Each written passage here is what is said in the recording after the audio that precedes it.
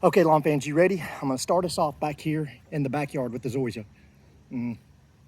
It's looking pretty good. Ton of rain just came through. This is the area that I just seeded fescue in 2 weeks ago. I'm probably a week away from being able to see a green haze going across all this. What you're seeing out here right now that's green is old fescue. I didn't kill all this off. I mean, this is a backyard area for the dog to run, kids to play and stuff. This hose was used because of the hurricane that came through. I used it to divert the water to either side so it wouldn't rush down in and take the seed and grass seedlings with it. And it worked pretty good. But the grass looks good. I just blew all the leaves off of it, but I'm not cutting it. I'll explain that again, or I'll explain that in a little while here. Over here next to the tree, this issue, next season, this is gonna be aerated several times in the course of a month. I think I've got some compaction issues here, but also this tree zaps a lot of the water out of the ground. But before we had this sidewalk installed, water used to just rush down through here. So I think busting this up, let some air and water movement get down below the soil and fertilize it, that's all gonna fill in. I'm pretty sure it is. So, it's college football Saturday, so let's go up here to the chipping green and the putting green, and then I'll show you the front yard.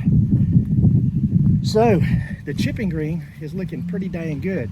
I did not think I was gonna get this much growth when I put all that river sand down, but y'all, it is filled in. I'm gonna put this beer bottle right here and show you.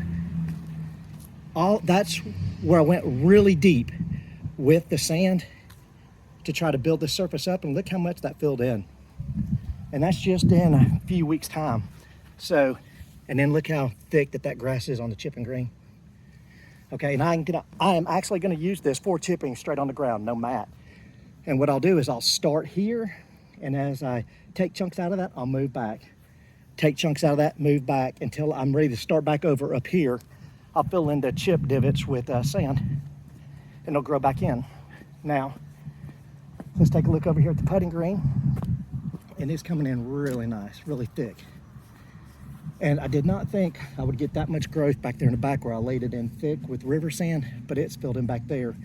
A lot of it has to do with the rain that came in from the hurricane, but just look how thick this is. And this is a result of taking the verticutter or scarifier, whatever you want to call it, taking it through here several times early in the season and then once a month. And that really allowed the grass to cut the runners and the grass to fill in and grow up. And so that looks good and full for it being the end of September. And then here's the lawn. Lawn's looking pretty good. And I'm gonna be honest with you guys, I couldn't tell you, it's probably been a week and a half since I cut this. I'm just letting the canopy grow. And what I'll do is probably after Halloween, I'll come back in here with the cleanup mow when I've got zebra lines or maybe already in dormancy, and just clean it up, and I'll leave it that high to cut because I am gonna burn it off again this coming spring. And so what does that allow me? It just gives me a clean slate, burns off thatch, bugs, anything like that. And it makes it easier cleanup than scalping down the dirt and dealing with all those grass clippings. So that's rotary mower. No, it doesn't look nice and smooth like real mowing, like my neighbors over there. But it's got some dang good color in it right now, especially for this being the end of September. And that's all I got for you guys. If I don't see you again before next season, which I may pop in for a video or two, y'all have a good off season.